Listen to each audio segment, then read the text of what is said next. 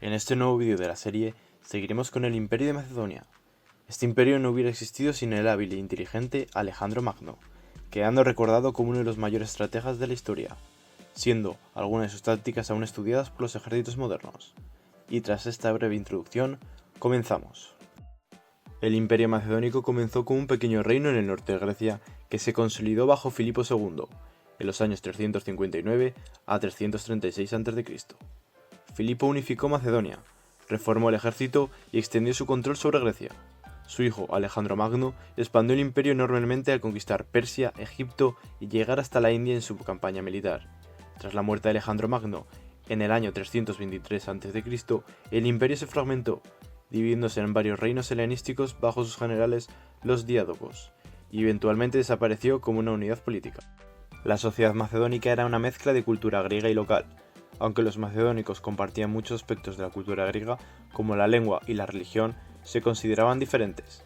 Los ciudadanos macedónicos eran en su mayoría campesinos y guerreros, y la aristocracia estaba centrada en torno al rey y sus generales. Durante el reinado de Alejandro Magno, la sociedad adoptó una política de fusión cultural con los pueblos conquistados, creando una civilización helenística diversa. El ejército macedónico fue reformado por Filipo II, quien introdujo la famosa falange macedónica, una formación de infantería pesada equipada con largas lanzas. Alejandro perfeccionó estas fuerzas añadiendo unidades de caballería, elefantes de guerra y arqueros. El gobierno era una monarquía centralizada, con poder absoluto en manos del rey, aunque los nobles y generales jugaban un papel importante en la política y la administración.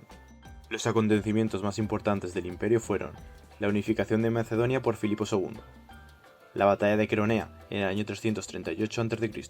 En esta, Filipo derrocó a las ciudades-estado griegas y consolidó su control sobre Grecia.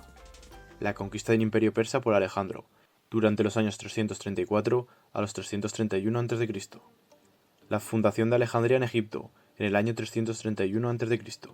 Y finalmente, la muerte de Alejandro Magno, en el año 323 a.C., que marcó el inicio del colapso del imperio. Ahora hablaremos del territorio y de la población. Bajo Alejandro Magno, el imperio macedónico abarcó alrededor de 5,2 millones de kilómetros cuadrados, extendiéndose desde Grecia hasta Egipto, Persia y parte de la India. En cuanto a la población, se estima que su apogeo gobernaba sobre más de 30 millones de personas. El imperio se sostenía principalmente por la agricultura y el comercio. Las rutas comerciales que Alejandro estableció a lo largo de Asia conectaron el mundo griego con India, Persia y Egipto. El comercio de especias, oro, plata y textiles fueron fundamentales. Además, Macedonia explotaba minas de oro y plata, especialmente en las montañas del Pangeo. Los enemigos de Macedonia fueron Persia, el principal enemigo antes de su conquista. Las tribus ilirias y tracias fueron constantes amenazas en el norte. Las ciudades-estado griegas, Atenas y Tebas fueron derrotadas, pero siempre mantenían tensiones con Macedonia. India, los ejércitos de Alejandro se enfrentaron a poderosos reyes como Poro en la región de Puganja. El imperio macedónico no fue tan innovador en términos tecnológicos, pero la expansión cultural helenística facilitó la difusión del conocimiento.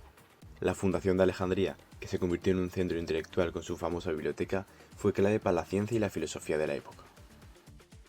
Anécdotas o datos destacables del imperio. Alejandro Magno nunca perdió una batalla en sus 15 años de campaña. Fundó más de 20 ciudades llamadas Alejandría, la más famosa en Egipto, y la última, antes de morir, Alejandro no designó un sucesor claro, lo que condujo a luchas internas y a la eventual división de su imperio.